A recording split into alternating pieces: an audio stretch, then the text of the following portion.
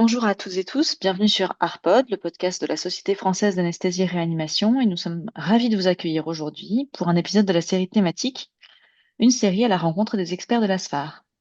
C'est ainsi que nous accueillons le docteur Jordi Miatello, anesthésiste réanimateur, exerçant en réanimation pédiatrique à l'hôpital du Kremlin-Bicêtre, pour nous parler de la prise en charge du choc septique chez l'enfant. Jordi, bonjour. Tout d'abord, avant de rentrer dans le domaine de la prise en charge, est-ce qu'il y a des particularités pédiatriques pour la définition du choc septique?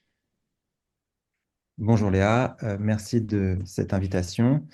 Oui, en effet, comme vous le savez, la définition du choc septique de l'adulte a été revue maintenant il y a une dizaine d'années au cours de la troisième conférence de consensus, Sepsis 3, où le sepsis a été défini comme une défaillance d'organes menaçant le pronostic vital liée à une réponse inappropriée de l'hôte à une infection. Cette définition a permis d'introduire un nouveau score, le Quick-SOFA, qui permet d'identifier les patients suspectés d'infection à haut risque d'évolution défavorable. Et quand on regarde cette définition adulte, on voit très bien qu'elle est difficilement superposable à la pédiatrie. Par exemple, le Quick-SOFA, qui, comme on sait, est déterminé par trois éléments cliniques, une fréquence respiratoire supérieure à 22 par minute, ou encore une pression artérielle systolique inférieure à 100 mm de mercure. Si on transpose à l'enfant ces définitions, et notamment chez le nouveau-né et le nourrisson, ces critères sont vite atteints à l'état physiologique, donc non applicables. Et c'est pareil pour la définition du choc septique. Dans cette même conférence de consensus, le choc septique qui introduit la notion de nécessité d'un vasopresseur pour maintenir une pression artérielle moyenne supérieure à 65 mm de mercure. Ce seuil de 65 n'est évidemment pas applicable à tous les âges de la pédiatrie. Pourquoi ces différences? Et je me permets d'insister sur un point qui est notamment le fait que l'hypotension artérielle est déjà pas définie de la même façon et encore plus dans l'état de choc, est un signe tardif d'insuffisance circulatoire. Elle apparaît très secondairement sur le plan clinique. En effet, pourquoi? Le système cardiovasculaire est un système qui est dynamique, qui évolue avec l'âge et qui est caractérisé par une masse myocardique chez l'enfant qui est faible, une compliance qui est diminuée, une contractilité myocardique maximale avec des compensations et des capacités d'augmentation du volume d'éjection systolique qui sont très limitées, ce qui fait que le débit cardiaque dépend principalement de la fréquence cardiaque du fait de cette absence de capacité d'augmentation du volume d'éjection systolique chez l'enfant. Mais cette fréquence cardiaque, de base, au repos, chez l'enfant, elle est déjà élevée, hein. Chez le nourrisson, on est au cours de 120-130, ce qui fait qu'il ne va pas pouvoir doubler son rythme cardiaque, par exemple, comme le pourrait un adulte qui battrait autour de 50 et pourrait passer à 100 et du coup augmenter son débit cardiaque de façon conséquente. Du coup, la réponse initiale à l'état de vasoplégie, ça va être, quand on ne peut pas jouer sur la fréquence cardiaque et le débit cardiaque et le volume d'éjection systolique, ça va être une vasoconstriction sympathique, réflexe. Et c'est ce qu'a l'enfant, c'est ce qui lui permet d'être très efficace là-dessus, beaucoup plus efficace que chez l'adulte, et de maintenir cette pression artérielle prolongée de manière élevée, même en début de choc. Du coup, pour revenir à la définition du choc septique chez l'enfant, elle était jusque dans les années 2000 encore établie avec les étapes CIRS, sepsis, sepsis sévère et choc septique. Et en 2019, il y a une réunion de groupe de travail, une task force de la SCCM qui a été mise en place pour de nous définir le sepsis pédiatrique, redéfinir et savoir si cette formule adulte, sepsis égale infection plus dysfonction d'organes, pouvait s'appliquer à l'enfant et aussi déterminer des objectifs, enfin déterminer pardon, des nouveaux critères applicables aux enfants à tout âge. On a enlevé le prématuré de cette définition et on a fait ça en fonction des milieux de ressources. Donc, ce travail a abouti en 2024 à une publication dans le JAMA des nouveaux critères du sepsis et du choc septique pédiatrique avec la proposition, la mise en place d'un score qu'on appelle le score de Phoenix, l'équivalent à peu près du Quick SOFA, mais façon pédiatrique qui se sert de quatre items de défaillance d'organes, à savoir la défaillance respiratoire, la défaillance cardiovasculaire, la défaillance, on va dire, de coagulopathie et la défaillance neurologique. Et chaque item est scoré de 0 à 3, et lorsqu'on dépasse 2 points, on est dans le cadre d'un sepsis, et pour un choc septique, il suffit de rajouter un point de cardiovasculaire. Les points de cardiovasculaire, il y en a trois. Je vous les donne juste pour savoir à peu près quels sont utilisés. Il n'y a rien d'exceptionnel, hein. Il y a trois points. Il y a la mise en place de l'utilisation de drogues vasoactives. Le lactate sanguin, avec un cutoff qui est autour de 5, c'est-à-dire que supérieur à 5 minimum, on a déjà un point de score de Phoenix, et donc on rentre dans la définition du sepsis. Et des mesures de pression artérielle moyenne qui sont données selon l'âge et selon des ranges proposés par la définition. Eh bien, ces définitions permettent de cadrer les choses et de rappeler les particularités physiologiques qu'on ne peut pas extrapoler. Et donc, si à partir de là, on en passe aux recommandations, quelles seraient les recommandations pour la prise en charge initiale du choc septique? Alors, en ce qui concerne la prise en charge initiale du choc septique, les dernières recommandations remontent à 2020. C'est les recommandations de la Surviving Sepsis Campaign, à peu près la même équipe qui a travaillé sur la définition. La définition est postérieure aux recommandations. Et d'ailleurs, elles vont être actualisées en 2026, ces recommandations de la SSC pédiatrique. Il y a des recommandations HAS françaises 2025 sont publiées en février de cette année et qui reprennent quasiment l'intégralité avec deux, trois points nouveaux dont on sent qu'elles seront probablement, voilà, qu'elles vont inspirer les recommandations de la SSC 2026. En gros, sur la prise en charge initiale du choc septique, les auteurs ont détaillé 6 points, 6 étapes, 6 bundles qu'on va dérouler ensemble, qui permettent en fait d'optimiser la réflexion, d'aller vite et on va voir que tout ça tourne autour du temps. Donc en numéro un, la première étape, c'est obtenir un accès veineux, intraveineux ou intraosseux avec une voie veineuse qui peut être tentée 2 fois ou moins de 5 minutes. Probablement que ce délai va être raccourci dans les années à venir. On va probablement s'autoriser moins de temps et revenir un peu comme aux indications de l'arrêt cardiaque avec une mise en place d'un intraosseuse très rapidement. La voie intraosseuse, l'abord privilégié chez l'enfant reste le tibial proximal dans la plupart des cas, avec des possibilités d'utiliser des visseuses semi-automatiques ou de le faire en manuel. La deuxième et la troisième étape qu'on va regrouper. La deuxième, c'est des prélèvements sanguins périphériques à type d'hémoculture, donc à réaliser. Et en troisième, de débuter une antibiothérapie à large spectre probabiliste. Cette antibiothérapie probabiliste, elle doit être faite dans les meilleurs délais. Les recommandations recommandent de le faire en moins d'1 heure. La molécule proposée par l'HAS, c'est une céphalosporine de troisième génération en monothérapie, sauf si facteur de risque de bactéries multirésistantes connues ou juste suspectées. L'HAS pousse un peu plus les recommandations en disant qu'il faut utiliser un antitoxinique pour les infections à staphylocoque ou streptocoque suspectées, les chocs toxiniques, et administrer de façon systématique un aminoside en bithérapie chez le nouveau-né. Les particularités de ce traitement antibiotique chez l'enfant, c'est la microbiologie qui, en fonction de l'âge, change. Dans le cadre du choc septique, par exemple, hein, chez le petit de 1 mois, les infections les plus fréquentes sont à type de strepto B ou d'Escherichia coli. Puis au fur et à mesure enfin, selon les âges et puis du fait aussi de la vaccination, les germes ciblés qu'on retrouve lors des infections changent. Il faut savoir quand même, à peu près comme chez l'adulte, que dans 20 à 30% des cas, il n'y a pas de germes qui sont retrouvés.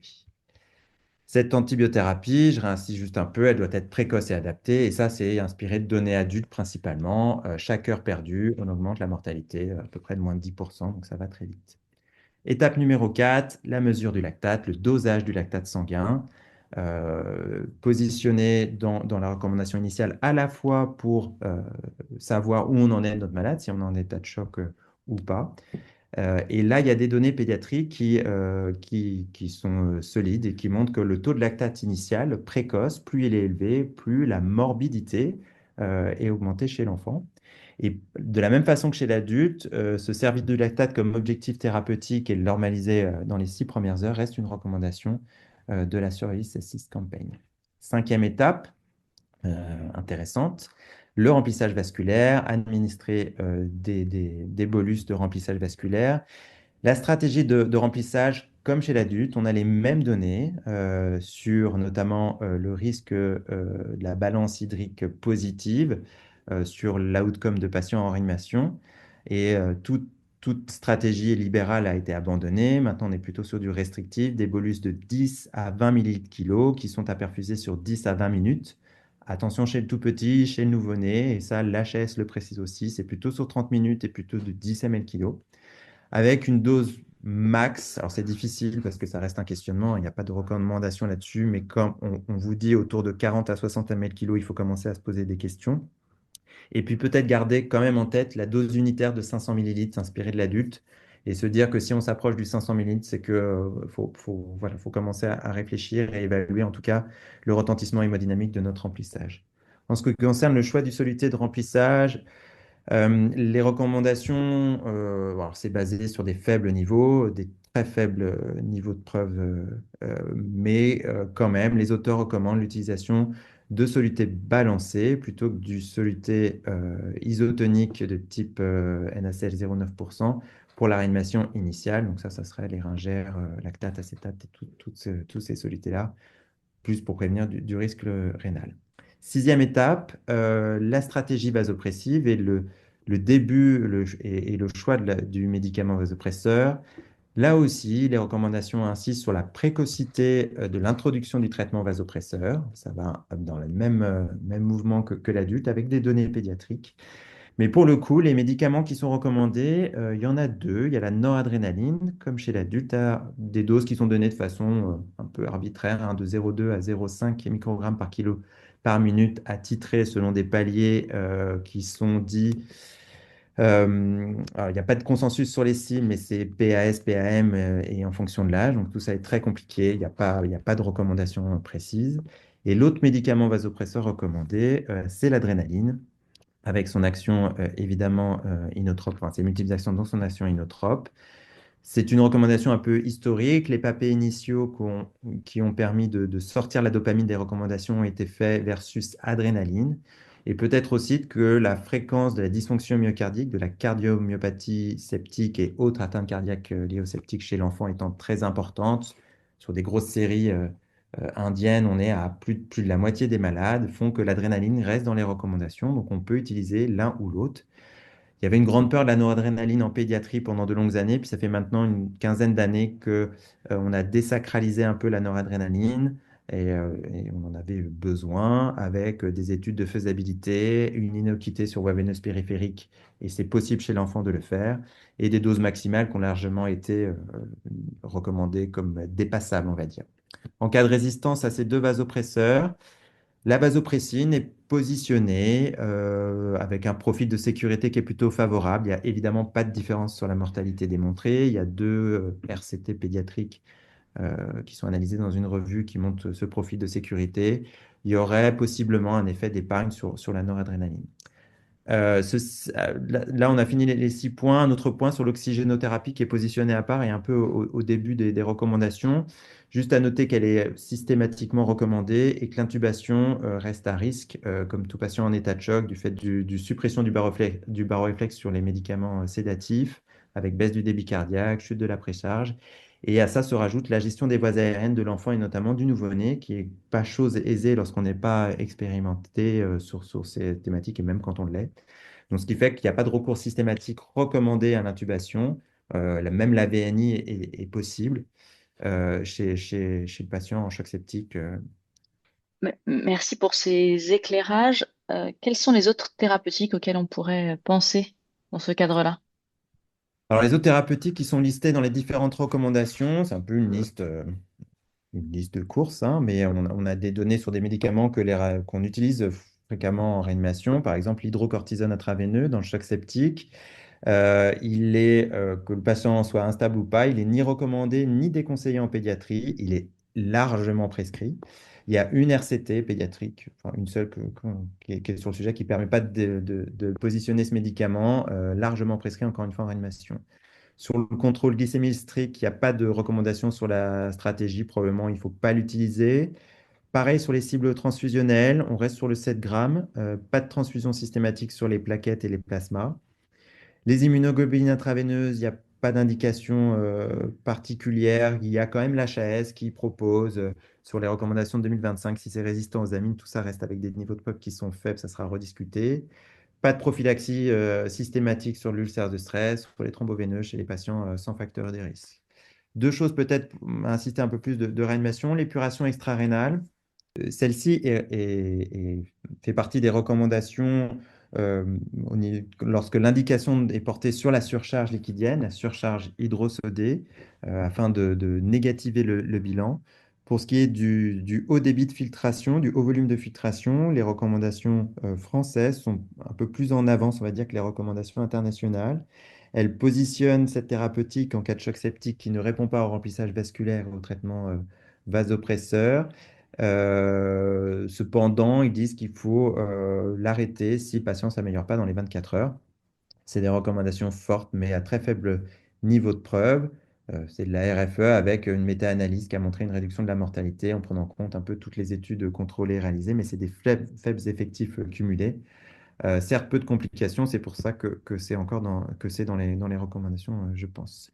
En ce qui concerne l'ECMO, l'oxygénation par membrane extracorporelle véno-artérielle dans le cas du choc septique de l'enfant, c'est pas en soi une thérapeutique qui, actuellement en tout cas, est montrée comme améliorer la survie des malades.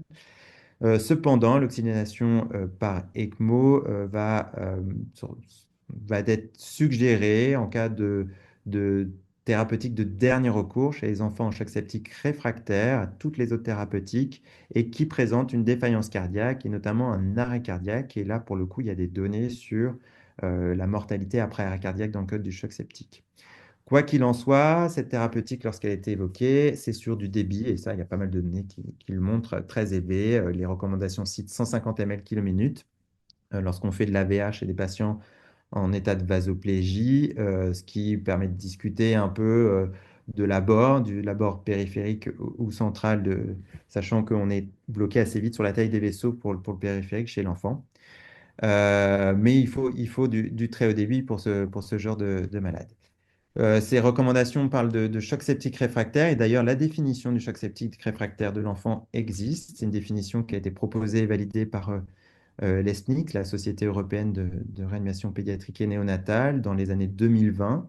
Le choc septique réfractaire, c'est une acidose lactique supérieure à 8 avec des doses de vasopresseurs fortes. Sur des scores de vaso-inotrope, on est à plus de 2 gamma, 2 microgrammes kilo minute, ou associé à une cardiomyopathie septique sévère. Alors, ça ne veut rien dire, cardiomyopathie septique, mais on va dire une dysfonction systolique avec une FEVG inférieure à 25% ou un index cardiaque qui est effondré. Eh bien, il y a beaucoup d'éléments et je t'en remercie. Si on devait résumer quelques points, qu'est-ce que tu pourrais nous dire pour qu'on garde ça en tête?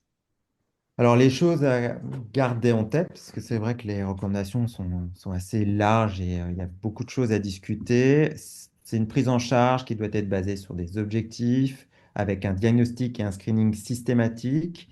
Si on suspecte un état de choc dans l'heure, il faut appliquer les 6 bundles, les 6 paquets. Et monitorer le débit cardiaque, on n'en a pas trop parlé, mais ça fait partie aussi des recommandations. Chercher et s'acharner à traiter les foyers infectieux. Le remplissage vasculaire titré à 10 à 20 ml kg avec une mise rapidement sur vasopresseur, que ce soit adrénaline ou noradrénaline. Diagnostiquer une cardiomyopathie septique au moyen d'échocardiographie et établir un réseau de prise en charge pour les chocs septiques réfractaires et les mises sous assistance. Tout ça sera mis à jour dans la Surveillance Sepsis Campaign mars 2026, je pense. On est en attente de publication des nouvelles recommandations. Voilà. Eh bien, merci Jordi pour tes réponses et vous trouverez les références que nous avons évoquées dans le commentaire de cet épisode. Chères auditrices, chers auditeurs, je vous rappelle que vous pouvez retrouver tous les épisodes d'Arpod sur toutes les plateformes d'écoute. À bientôt.